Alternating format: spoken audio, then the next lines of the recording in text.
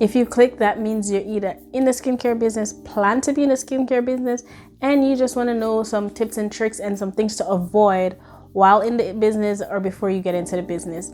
If that's what you're looking for, then keep watching, because we're going to get into all the 3 tips that I would give anybody who's starting a new skincare business right now today. All right, let's begin with something that is very popular, and I feel like I've been a victim of this, and you may have been or will be, right? It's seeing someone else make like a whole bunch of money from selling skincare products and assuming that you're going to do the same in like 2.5 days. You know, you ever see those videos where they're like, you know, them have a skincare business and then they put it up for sale, and then after they put it up for sale, they make like tens, thousands of dollars, $30,000, $40,000 within 24 hours, 48 hours, 2.5 days, you know, this, that, and a third.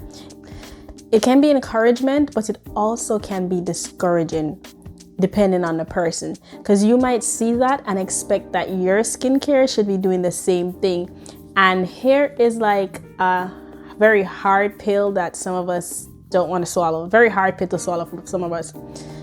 All our skincare businesses may not make that much money within 2.5 days. Sometimes, depending on, you know, why you even start a skincare business, it's supposed to just take you to a point and then you head out. Or you can keep going and keep going it and keeping at that level, you know, for if that's what you enjoy doing. But from what I've been seeing, it seems like some people, like some of us, our skincare business takes us to a point, and it's either it gets really successful or it just, you know, plateau, and we're like, okay, we're out of it. I think that's what happened to me. It was like, all right, it's not doing what I thought it was supposed to do. It's not, you know, it's not giving what I want it to give right now, and we're just going to call it quits. So the point here that I'm making is that don't use someone else's like success or whatever to compare to yours, because who knows, you might be somebody who can make a couple $1,000s from it, and you may not. But you cannot use that to make you feel bad about your business. And you may also put a lot of pressure on yourself to think that that's what your skincare business is supposed to do. Sometimes it depends on the work that you put in, the work that they have put in. And remember, some of these people are promoting on different platforms such as, you know, the Talk and Instagram and whatever, and they're getting virality for several different reasons, right? So you might want this as well, but you also don't want this type of success to come to you and you're not ready for it. So your journey is different from everyone else's. While $30,000 in 2 days might be nice, but it may not be right for you. Let me explain. Some people, I've seen videos where their skincare companies make, you know, thousands a sale overnight, right? They make thousands a sale overnight. But what happened is that they make all these sales overnight and they don't have the product to cover it. So what they did was oversell. So, you know, on your website, you can put to oversell a product. They oversell a product, which in return means that they only have 100, them oversell 500. So now you have to tell these customers that, hey, wait 3 months, 3 weeks before you can get these products, just because they want to have the photo up of, hey, I made this much sales in this time, or I made this amount of money in this time. And we on the outside looking at as other formulators or other business owners like, oh my gosh, this is possible, we can do this, especially when it's handmade. And in reality, if you're going to go to that level, eventually you're also going to have to think about scaling the business. You're also going to have to think about, I'm going to make so much product. That means eventually you're going to have to scale and get employees to help you, because it's not sustainable for one person once they reach that level to accommodate all their customers. After a time, it takes a toll. It takes a toll on your body. So we have to think about that. I'm just saying that so we can keep these things in mind. So when you see these different videos of them making $40,000 overnight and $30,000 and just making a lot of money, be mindful that there's a process. You don't know who is overselling. Not to say that some people aren't just really good at this. There's some people, I'm not taking that away, there's some people who are just, you know, really good at their marketing and getting their sales. But there's also people who are overselling, and some of them do have employees. So, you know, they're able to accommodate these sales, right? And they have a completely different journey from you. and they have a completely different journey from you. So your skincare business might be at a different level than theirs. So just use it as inspiration. But because they made X amount of money in 2 days, that let me say you're gonna make X amount of money. If you start your business yesterday, next week you're gonna make X amount of money. Some of them have a backstory. Some of them have been working for months. Okay, so don't see this life and run into it with the idea that, oh my gosh, I'm going to get rich quick. It's not that.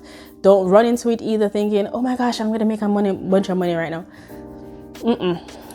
Go in there having your plan, one step at a time, baby steps. And if you do rise above the rest within a certain time, then great. And if you don't, then say, you know what, you try it and call it quits, right? So that's, I'm just letting you know that, so all of us know this thing takes work. It's not an easy come up thing. All right, it's not, you know, you can, but I'm saying you can enter into the business, but the success takes time. Some of these videos that you see people making like the $30,000 a month, keep in mind that some of them buy wholesale as well, so they're not hand making it. And if they do hand make it, eventually they get the warehouse and the array and the this and the that, and they were working towards this from before that. So everything takes time. Even if you're not seeing the time, you're just seeing the now success. It takes time. So don't come in this thinking 2.5 days, 10 million. All right. So that's the first thing. And also be ready to know that you have to also, as an entrepreneur, you have to swallow the pill that, you know, not all your businesses will work out, unfortunately. The next tip I want to point out, or the next rule, or I wouldn't say a rule, just a guideline, you know, I think I mentioned this in one of my videos before, but I think I'm going to elaborate on it. You have to take online help with a grain of salt. Not everybody who's a coach or whatever, so them can help you, can really help you. And to be honest, you know, not every course you need to go purchase, because some of it isn't even catered to skincare. Even though they say it's for everybody, sometimes it's not for you. So be careful of coaches, consultants, all of those. Be careful of all of them. Don't get scammed. I mentioned this before about coaches. Don't get scammed. So take online help with a grain of salt. In addition to that, there's so much free help out there. Do not go broke trying to get online help. So I'm not saying not to invest in yourself. Yes, invest in yourself, but be mindful and be very wise of that, because you can go broke, you know, trying to invest in yourself with a bunch of people who are just like repeating the same thing, you know, have a lot of free information that they're selling, like nothing way you can get online, right? So just don't go broke trying to invest in yourself or whatever they try to tell you to do these days, right?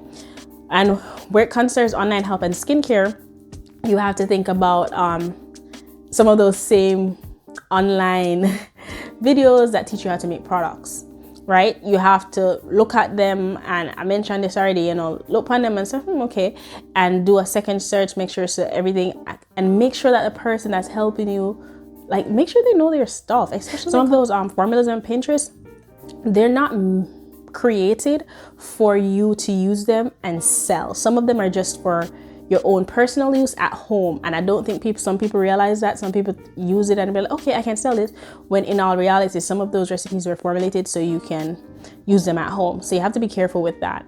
Another thing where it concerns taking online help with a grain of salt, everything isn't set in stone for the industry. There's ways to do things, but you have to be mindful that a lot of people that are creating videos or telling you how to do things, they're doing it based on their experience and the methods that worked for them.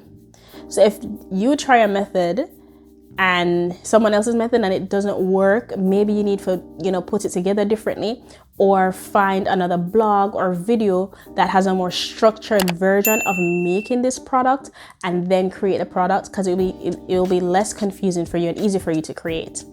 Next, you want to be aware of what happens when you start posting online. Some people, especially other creators, sometimes some of them just need to mind their own business. That's just what you want to think, because you have people that are being helpful and you can receive the help, but you have people that are being they're being critical and rude, they're being like rude to you under the pretense of, oh, I'm just trying to help you. But what you're trying to help or what you're saying is very rude, probably not even critical, just rude.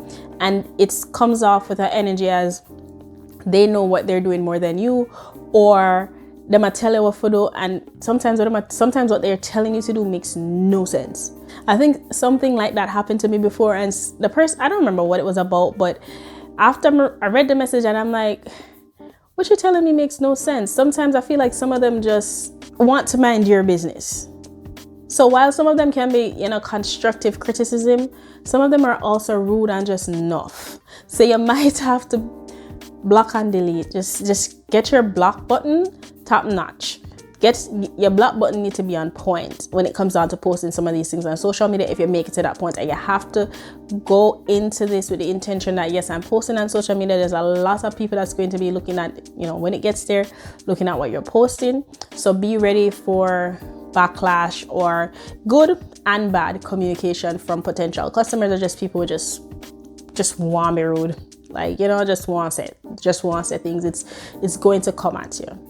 Right, and sometimes it come at you all at once, sometimes it's spread out, right? So be prepared for that, and a way to handle it is to block and delete, unless all your customers are saying the same thing, then you want to listen to them. Like, for example, I remember one time when I had my business, I was scrolling through Instagram, and there was this video of somebody, I think the person was making like scrub or something, and they made the scrub, and when they finished, like how when we make a bulk of scrub, if you make a bulk of scrub, you get they have very long spoons for big containers that you can use to mix it. That's if you don't have a machine. However, this person didn't have that. This person instead used their bare hand, stuck it in the scrub, and used them and for stir their ingredients.